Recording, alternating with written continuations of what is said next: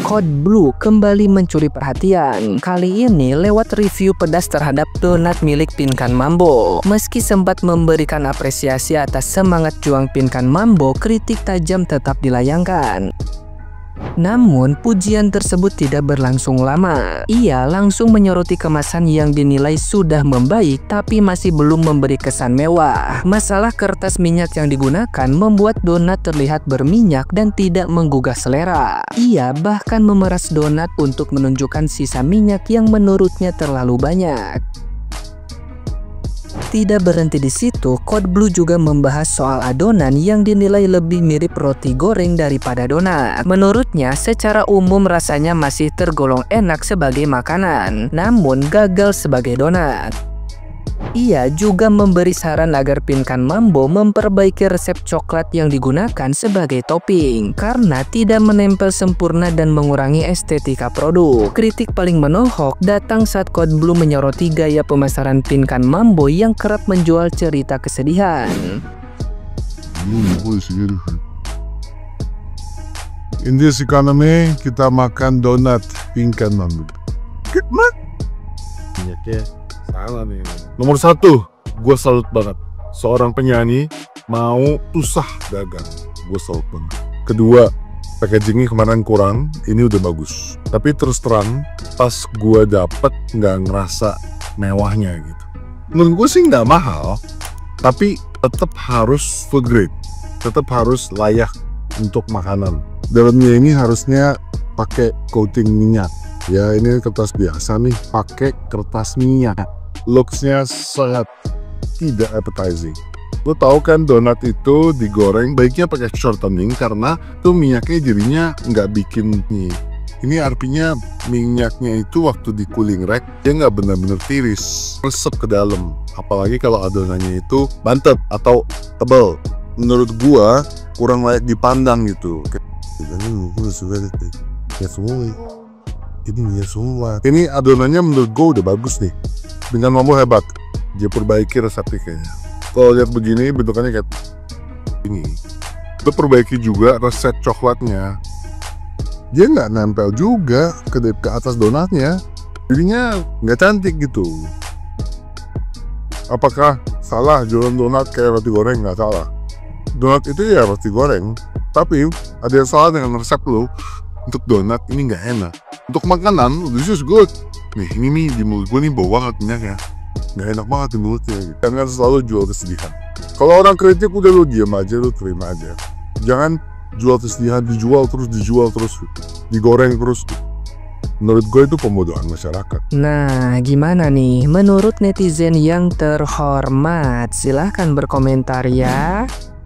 Siapa yang udah lihat donat dibanyakin begini yang keluar minyak-minyaknya itu di FYP kalian lagi bombardir banget ya. Dan ya, seperti yang kalian udah lihat nih di bawah sini, ini adalah Tuan Code Blue sudah naik kembali ya. Tuan Code Blue comeback nih dengan mereview donatnya Kak Pinkan Mambo ya. Udah pada nonton belum? Seru. Di sini dia membeli 2 rasa donat, yang coklat sama yang gula nih, kalian bisa lihat sendiri. Ini coklatnya, ini gulanya. Ini di sini dia berkomentar beberapa hal gitu ya. Salah satunya packagingnya yang sebenarnya sudah diimprove tapi kayaknya belum cukup oke untuk dikategorikan sebagai food grade, karena biasa box food grade itu ada kayak plastiknya gitu, mikanya gitu, dan alasnya itu katanya bukan alas minyak gitu, kertas minyak gitu ya. Terus dia juga ada beberapa hal untuk menyarankan agar Kak Pinkan Mambo lebih berimprove ya. Yang gua sadari di sini adalah Pak Code Blue ini sedang apa ya, komentarnya nggak setajam, nggak seganas dulu gitu ya. Kayaknya udah lebih chill, lebih calm down, lebih make sense, lebih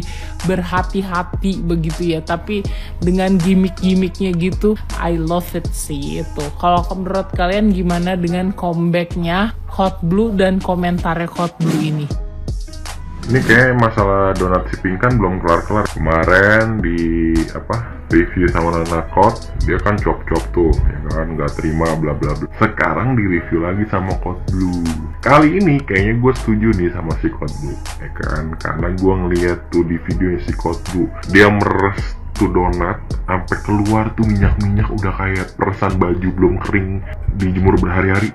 Udah gitu dia review juga bentukannya, dan gue sih memang bentukannya acak-acakan ya. Udah gitu kotaknya juga, terus alas donatnya tuh kan biasa ada kayak kertas donat tuh ya, sebelum ditaruh di dalam kotaknya itu juga katanya pakai kertas yang bukan kertas buat nyerap minyak, jadi makanya minyaknya itu nembus ke kotak-kotaknya gitu loh. Dengan harga segitu sih bener-bener gak worth it menurut gue ya. Bukannya gue menjatuhkan bisnis orang atau kayak gimana.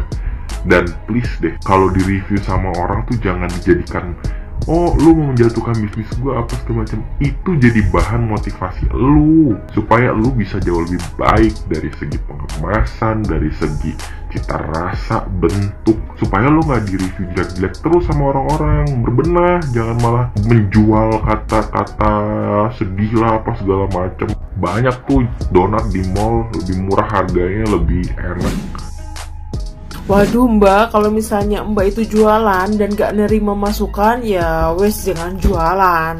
Mohon maaf nih ya mbak sebelumnya gitu. Kalau misalnya kita tuh jualan, kita tuh harus nerima saran dan kritik orang lain supaya bisa membangun bisnis kita itu yang lebih bagus, lebih baik gitu. Bukan menjatuhkan loh. Ini tuh lagi viral banget donatnya Pinkan Mambo, dan banyak banget food vlogger yang memang mereka tuh harus review gitu produknya. Tapi sepertinya Mbak Pinkan ini tuh tidak menerima kritik dan saran dari orang-orang yang udah review donatnya. Dan mungkin kan food vlogger yang pada mereview donatnya ini tuh kan emang mereka tuh berkata jujur apa adanya gitu. Tapi seolah-olah Pinkan Mambo ini tuh tidak menerima kritikan dari mereka yang mereview donatnya dengan kesan yang jelek. Jadi dia malah beranggapan bahwa si food vlogger ini tuh mau menjatuhkan bisnisnya dia. Bukan begitu konsepnya loh mbak, bukan.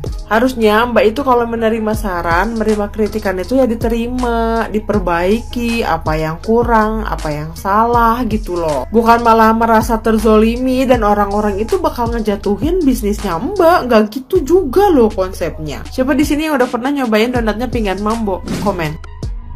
Donatnya Pinkan Mambo ini viral, tapi masalahnya viralnya bukan karena hal baik, tapi malah sebaliknya. Katanya harganya overpriced dan juga rasanya kurang memuaskan. Tapi di sini saya tidak akan membahas rasa donatnya Pinkan Mambo ya. Pertama, tidak mampu membelinya. Kedua, saya bukan food blogger. Ketiga, mendapatkannya susah kayak jodoh. Hari kita menyoroti soal fenomenanya. Saya selalu sama Pinkan Mambo. Soalnya Pinkan ini orangnya percaya diri dan juga keberaniannya sudah di atas rata-rata orang awam. Kenapa? Karena dia baru belajar bikin donat, tapi dia sudah berani untuk menjualnya dan laku keras lagi. Viral, malahan kemana-mana. Ini jarang loh terjadi di manusia pada umumnya, tapi terjadi sama Mbak Pinkan Mambo. Keren Mbak Pinkan, sehat selalu dan sukses terus. Semoga rezekinya lancar. Tapi Mbak, mohon maaf nih, ada satu fenomena yang harus saya soroti. Confidence yang tidak diiringi dengan kualitas itu, waduh, kasus juga sih Mbak. Kenapa kayak gitu? Karena confidence yang tidak diiringi dengan kualitas itu bikin orang less respect. Percaya diri itu bisa jadi modal awal kita, tapi tidak satu-satunya. Kalau tidak diiringi dengan kualitas, ilmu, dan rasa mau belajar, itu kayaknya sulit deh diterima oleh masyarakat. Makanya, ayo kita belajar nih sama-sama supaya confidence kita nggak kosong tapi juga berbobot. Menurut kalian mau nyoba nggak donatnya Mbak Pinkan Mambo? Komen dong. Lagi huru-hara perdonatan, banyak banget influencer atau orang-orang ternama yang jual makanan tapi overpriced dan nggak worth it. Oke lah kalau overpriced ya mungkin itu nggak sesuai sama kantong atau kemampuan kita, tapi kalau nggak worth it dari segi rasa, bentuk, tampilan, atau apa nih yang diharapkan oleh pelanggan. Jadi kasihan sama diri sendiri dan orang lain. Ayo kalian yang pernah nyoba dagang ya, kalian beli bahan dengan harga yang kualitasnya bagus, terus kalian jual pas-pasan dengan untung yang dikit banget, tapi nggak ada yang beli. Bukan nggak ada sih ya, ada sih ada, tapi orang terdekat aja. Dan terus kalian udah promosi habis-habisan tapi zonk. Terus kayak sakit hati banget nggak sih dengan kehuru-haraan makanan yang overpriced ini bukannya iri, dengki, atau julid atau gimana, kayak rasanya nggak adil aja gitu. Kita udah usaha, kita dari segi tampilan, rasa, dan sebagainya, tapi tetap aja nggak ada yang beli, bahkan dijual dengan harga murah banget. Terus ada lagi nih influencer atau orang terkenal yang dikritik makanan jualannya dia nggak terima. Contohnya ini nih, kalian udah nonton belum? Dia nggak terima, dia ngerasa marah, dan dia malah bilang belum waktunya jualan tapi pada maksa buat beli. Makin insecure nggak kalian? Yang dagang tapi dagangannya nggak laku-laku, dan ya udahlah,